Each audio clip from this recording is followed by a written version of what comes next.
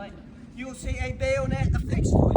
I put the bayonet on there for one reason and one reason only, to show you what it looks like and where it goes. If I put it in my scabbard, somebody is going to ask, is that a knife? Is that a sword? What on earth is that?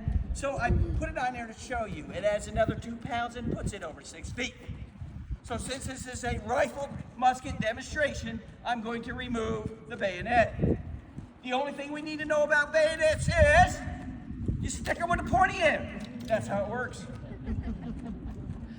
All right, you've heard me say a couple times so far, rifled musket, rifled musket. Muskets are muzzle loaded, everything got to jam down muzzle. Who here does not know, doesn't have a clue what rifling is inside a firearm? Raise your hand. Now, if you do not know, I will point you out and embarrass you in front of everybody. So if you don't know, you better raise it right now. Here's your chance. 3, 2, 1. Young lady in the... What's rifling inside a firearm? How come you didn't raise your hand? I gave you an opportunity. I could see the terror on her face. Don't pick me. See, that's what happens when you don't say that. No, what it is, it's slants and grooves cut into a barrel to help a projectile go a little bit straighter and a little bit further if you did not have rifling. Up until 1860, the United States Army did not have rifling. They had smoothbore stuff. What did a smoothbore musket shoot? They shot this right here. It just happens to be a 69 caliber round ball. This round ball in a smoothbore musket, if I stood at that wall and shot at that wall, will it reach the wall? Yeah. Oh yeah, it sure will. Go a lot further. But if I invoke William Tell, kids look it up, and I put you over there with an apple on top of your head, will I hit the apple? Yeah. No. I'll be lucky if I hit you. These are very, very inaccurate, especially past 75 yards. That's why they made armies of 100-man companies. Ring. If I shot 100 of these at you, I got a better chance of hitting you. That continued until 1847, when a new type of projectile was to be invented. It was known to be the mini ball. So we see how big this is. This is nearly 3/4 of an inch. So if I was going to say mini ball, put your fingers together and show me what you think mini is for a mini ball. Because I promise you I will show you one. Folks, if you want to come across this way, I don't need anybody to go past that doorway right there. So any lot right around there, you're good. All right? So I will find it for you. It takes me a second to find it, please. I promise it's there. All right, I got it. I promise. All right, here is a mini ball. I heard someone, oh my, wait, that's not mini. It's not even a ball. It looks like a modern projectile. That is by design. It's hollow on the bottom. So in the chamber, when it explodes, it throws that skirt out. That grips that rifling, that lands grooves, and off it goes. I can now hit targets from 2 to 500 yards. At 1/2 mile, I can penetrate 3 inches of wood with said mini ball. And I know you got this question in your head right now. Why do they call it mini if it's not? Does anybody know? Named after the guy who invented it. Exactly. He was a French captain called Claude Minier. We're Americans. We see a picture, M-I-N-A-E on it. We're not saying Minier, we're going to say mini. Misnomer. It's covered in a cartridge box right here. All right, to propel said mini ball, you must use black powder. Black powder you use is made of charcoal, sulfur, and potassium nitrate mixed together into a paste, rolled out, dried up, crumbled into pieces, becomes flammable.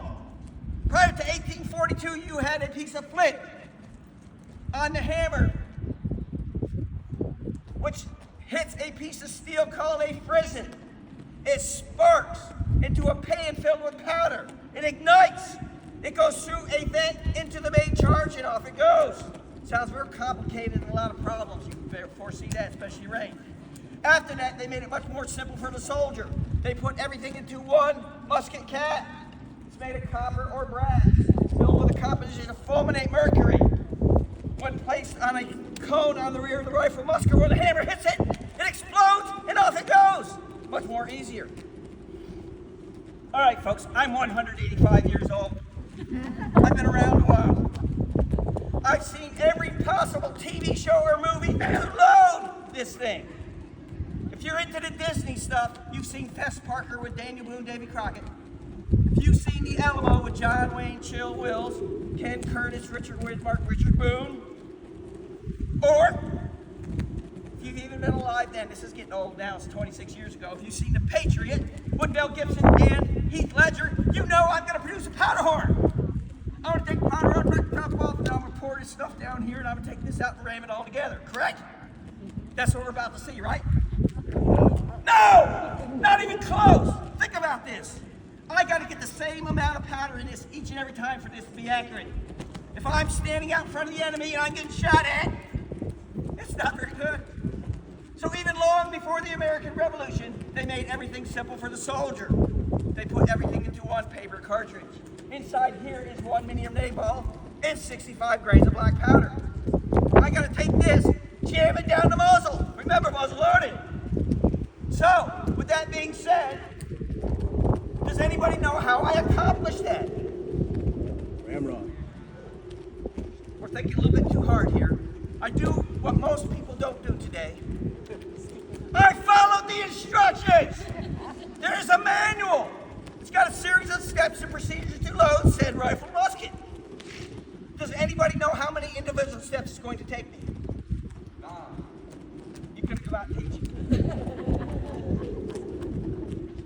He's like, he's correct! 9 steps! And here's the crazy thing about it. I can't do anything without an order. Nothing. This is kept in a cartridge box with 39 other rounds. Now, I want you to think about that. I'm standing here in my company of men, still 100, 50-50, waiting for that man to give me a command. What's going on? Across the field from me is another army that wants to shoot me. In the American Civil War, who was I fighting?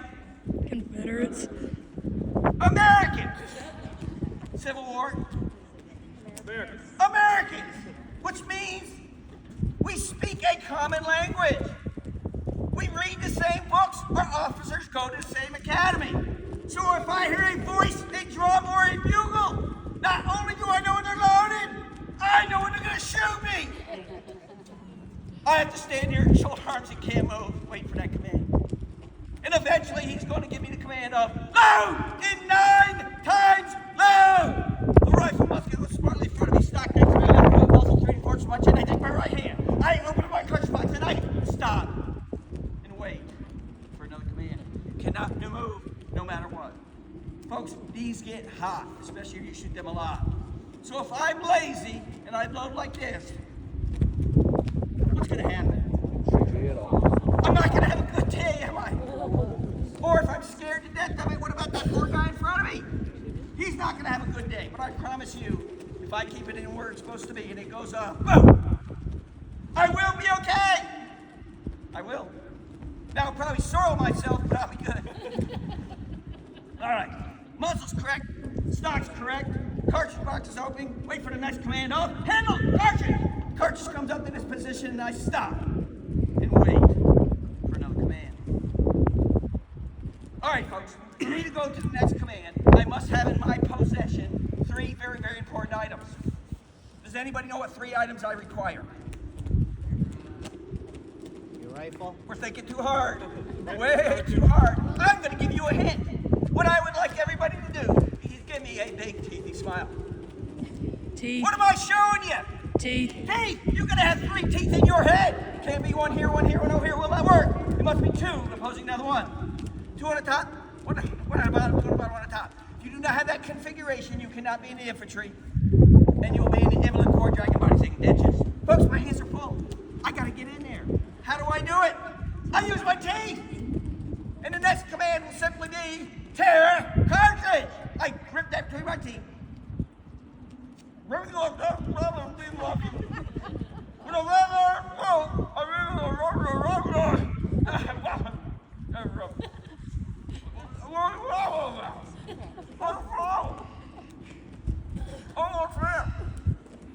Oh, that probably helps.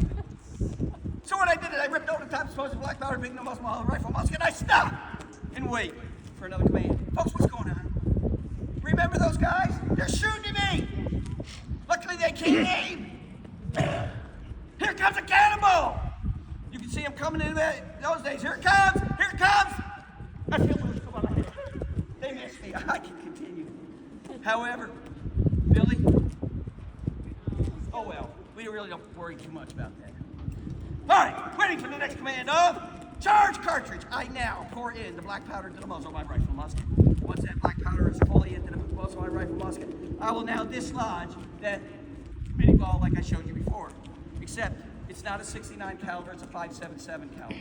All right, now, you know I'm going to throw a word of cautions out here, and so the first one is, yes, I'm shooting a mini ball inside the fort. So, with that being said, I want you to understand, there's reasons I don't want anybody over here. I aim for the stripe of that wall right there. I'm very good at that. When it hits that stripe of the wall, it will ricochet across the stairs in front of the cannonball to the stripe of that wall. I'm even better at that. All right.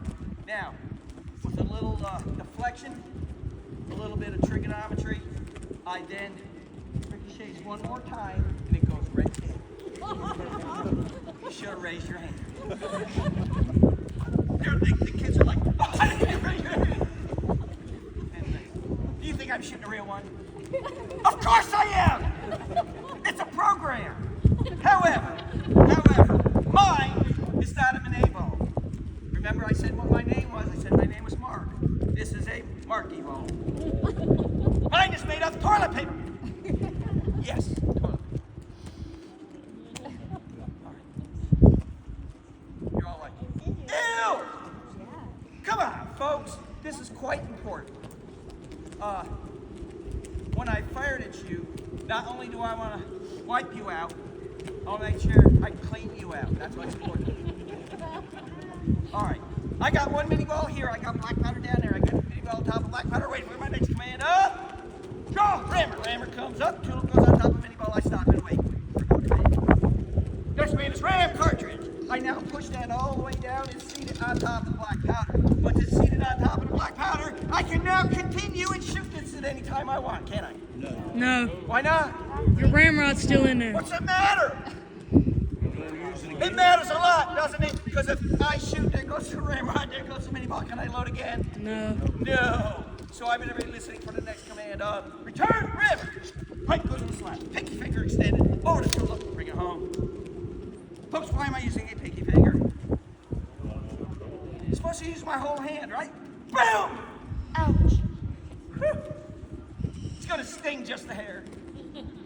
You know, but that's not the worst of it. And you're like, how can that not be the worst of it? You probably lost your head. You know what's worse than that? I got to go back to my company. My friends, not yours, my friends. So when I wander back in, what do you think the first thing they're going to do is? They're going to laugh at me. They're going to say you didn't follow the manual, and then they're going to call me lefty for the rest of my life. No, pinky finger's unimportant. If I lose it, I can continue to fight. As long as I got these three, I'm good to go. All right, ramrod's back in, mini balls on top of black powder, go to the next command up. Hi! The rifle musket, highly elevated. I want to shoot that poor guy in front of me. You are not the enemy. I'm going to turn to you. I'm going to go to half cock. I'm going to retrieve one musket cap. I'm going to take that musket cap and put it on the cone. Once it's on the cone, has anybody been counting how many steps? 7. You haven't. I've been through 8 of my 9 steps. So what do you think number 9 is going to be? 8. The 9th position, a loaded 9 times, is shoulder arms. Right back to where I started. And you like, you got to be kidding me. You didn't get to do that? No. No. Remember, I said load commands. I didn't say anything about fire commands. I still got 3 more commands. Ready, aim, and fire. With all this stuff I've been through, how many bullets I got in this rifle? 1. I got to do it all over again. However, if I am a well-trained soldier, and I've done this like a gajillion times, and my captain gives me that wonderful glorious command of load and fire at will, I'm looking at a will. Never do I find it. No. What that means, I can do it by myself. I do not have to wait for each and every command. A well-trained soldier can load, aim, and fire 3 times in 1 minute every 20 seconds. All right. We're going to get ready to make some noise. All right? I want you to understand I'm shooting a rifle musket inside a fort. It will be loud. So, if you've got sensitive ears, small children, hearing aids, plug them, help them. Turn down. Let me make sure things are safe and we'll go.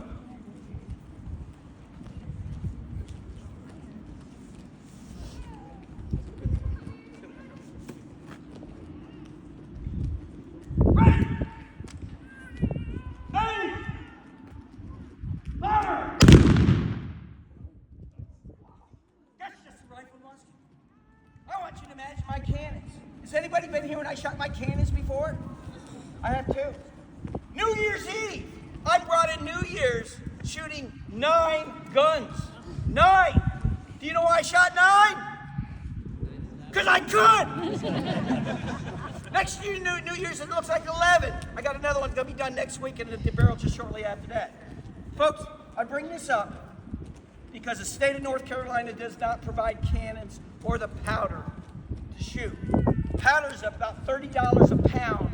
And when I do cannon day, I'm doing almost 11 pounds of powder. So it's about over $300 just to do that and stuff. So what the Friends of Fort Macon did is they minted what they call challenge coins. The challenge coins depict an artillery piece. We started in 2024. They're gone. We got a 2025 and 2026. We also started a nature type turtle coin, and then one of our rangers wanted to do our America 250, and that is a America 250 coin that we did here. Now, only of the artillery, only 2,000 are ever made. Of the America 250, only 500 is ever going to be made, ever. We've already gone through the 2024, 2025. There's only just about 600 of the 2,000 left. The 2026 came out in November. We really just started selling those, and I think we've already gone through about 300 of those. If you would like to help out and say, I help rearm the fort and help with programming, for a kind donation for the artillery ones, it's $20.